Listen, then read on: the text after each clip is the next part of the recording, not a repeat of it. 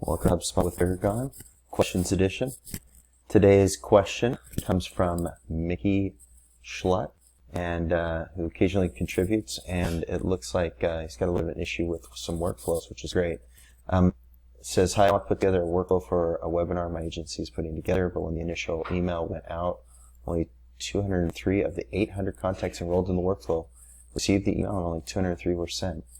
It was supposed to go out to all 800. Granted, we did have 117 people on the email list to not enroll, so I'm wondering about the 400 plus contacts that didn't receive the invitation email. I looked and it appeared that they didn't receive the email and actually skipped to an if-then branch after the workflow went live, even though the email should have went out.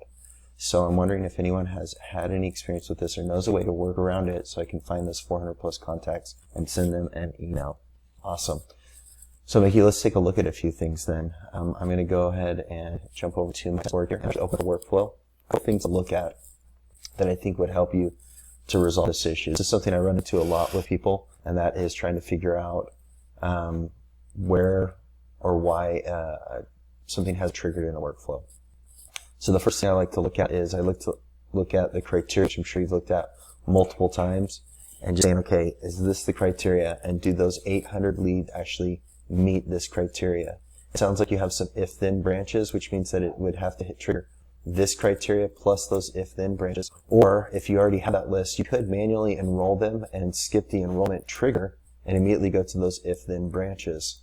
But one of the things I want you to look at first is just history. So this is a little new and I really like it.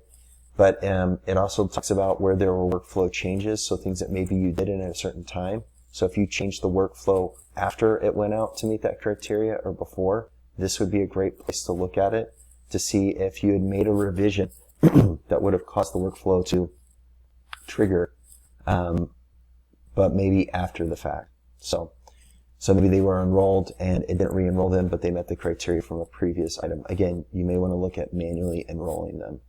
But what I really wanted to show you is this action log.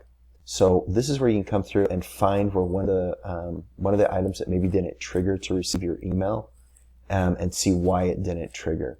So you'll be able to see that Jen Miller here, these kind of go offset from each other, so you have to kind of search through them a little bit, but you can see that maybe a workflow started with somebody. You'll have to maybe go back in time, and then you'll see what actually happened in the workflow. So in this case, it triggered and it rotated to the contact owner, and the property team member number 1 was assigned to, and it gave ownership to that person. Okay, so I can see what it did as part of the trigger with that email.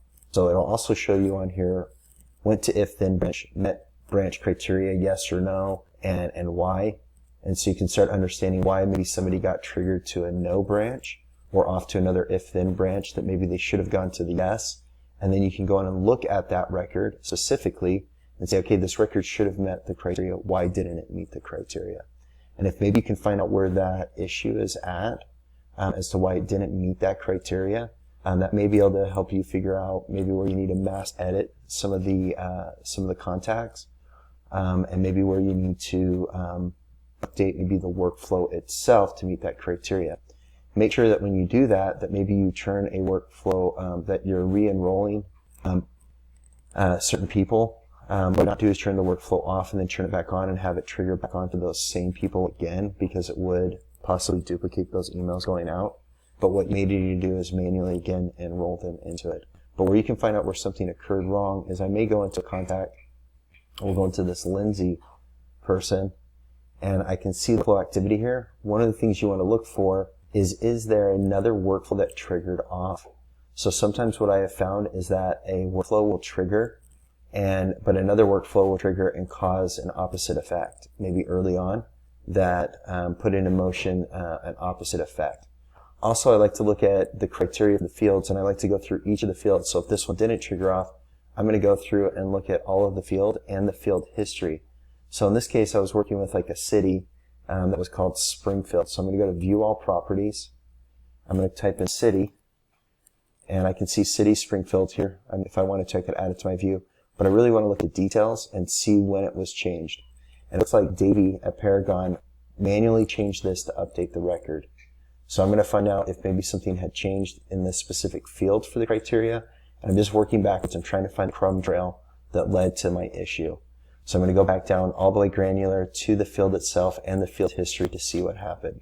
If this was triggered by a workflow that I'm like, man, this should have said Detroit, and it should have triggered off for my emails to go off, and then I come in here and it says Springfield, I can come in here and see that this was manually changed or that it was maybe updated by another workflow, and I'm going to go investigate that workflow. So hopefully this leads you down some trails that maybe you're running into and helps you resolve that issue. I can't directly resolve it, but I definitely would look at that automation history when you're looking at the workflow, and then I would work backwards maybe to a specific lead and see why that lead didn't kick off, and that might resolve, one may resolve, the other 200. So good luck with this, and as always, please reach out to Paragon if you have any HubSpot questions.